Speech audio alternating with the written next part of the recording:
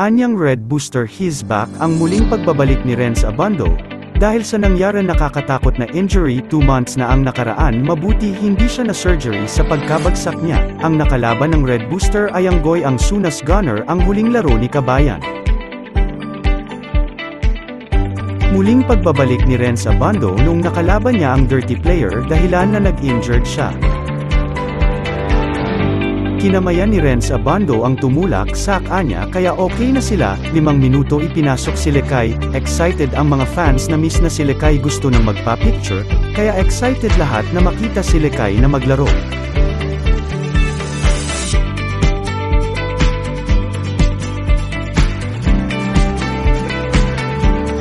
Unang attempt ni Lekay nagmintes pero may foul. Ganda ng impact ni Lekay, offense at defense. Leonardo si Lekay. Nakapag-steal at naka-assist pa si Kabayan, meron na siyang isang field goal kaya lumipad na si Renz unang puntos niya.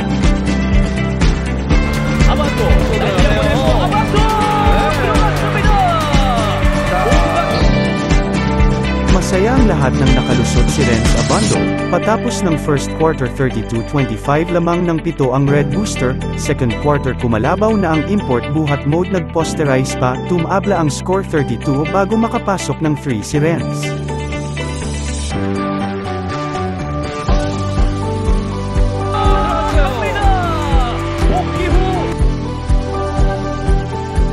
Parang wala lang kay Renz 2 buwan pahinga.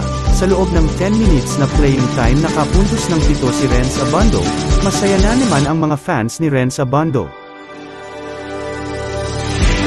Tumabla ang score 47, 3 of 8 sa field si Renz, 2 steals, 1 assists at 2 rebounds. Sa third quarter na first 5 na si Renz Abando, kailangan na galingan na ni Renz para matapos na losing straight ng Red Booster.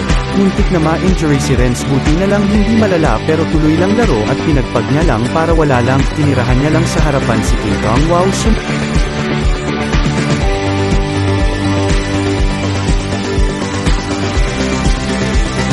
tinirahan niya lang sa harapan si King Kong. Wow, sumabay ka pa.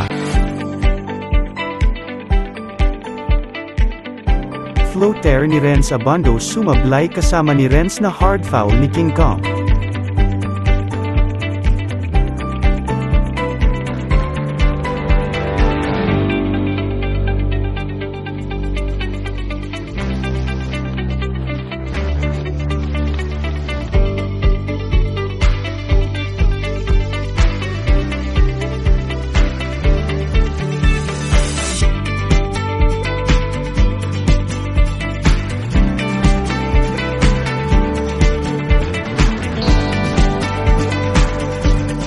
Energetic si Kabayan, bumabalik ang dating laro ni Renz Abando.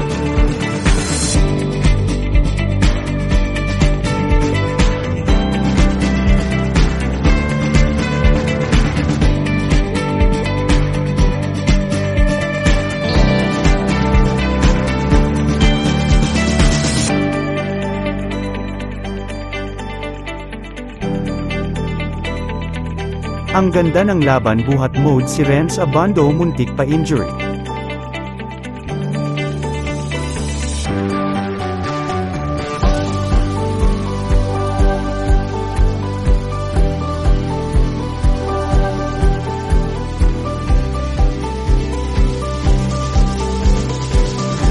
Tira ni Renz Abando sa 3 sa Blight pero may foul. Nagrereklamo na si King Kong dahil tambak sila. Bonus free throw ni Renz, pasok lahat.